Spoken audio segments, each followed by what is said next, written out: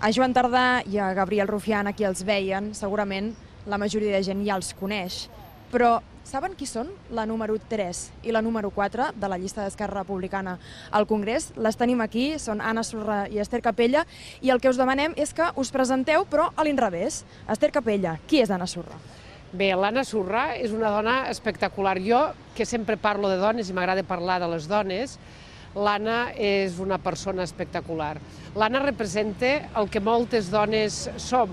És la imatge de les dones potents, lluitadores, que no rendeixen, que tiren endavant, que, com moltes de les dones, ho han de fer sempre elles soles, ho hem de fer nosaltres soles, i l'Anna és una dona que va venir d'Uruguai, passant per França, que va ser refugiada, com molt bé li va explicar el president del govern de l'estat espanyol, el senyor Rajoy, quan li va dir «Vostè no sap el que és ser refugiat, jo sóc una refugiada».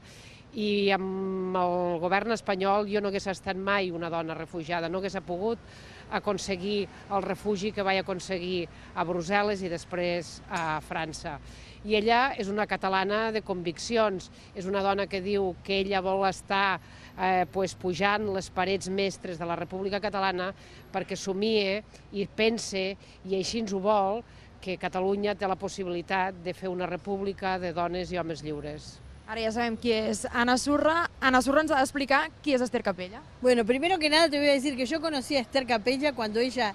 No sabía yo que después íbamos a ser compañeras de lucha en el Congreso y que íbamos a estar en el mismo puesto de lucha. Es una lucha, ¿eh? Sí, claro, es un puesto de lucha que nos ha dado la gente para poder expresar lo que la gente siente. Pero yo la conocía cuando era senadora y me encantaba que era una mujer solita y en pleno de ese lugar que parece que todos lo llaman donde están los dinosaurios de los partidos, que la sentaron allá arriba para que no la pudieran escuchar. Ella bajaba con toda su fuerza y explicaba las cosas y les decía a todos lo que le tenía que decir.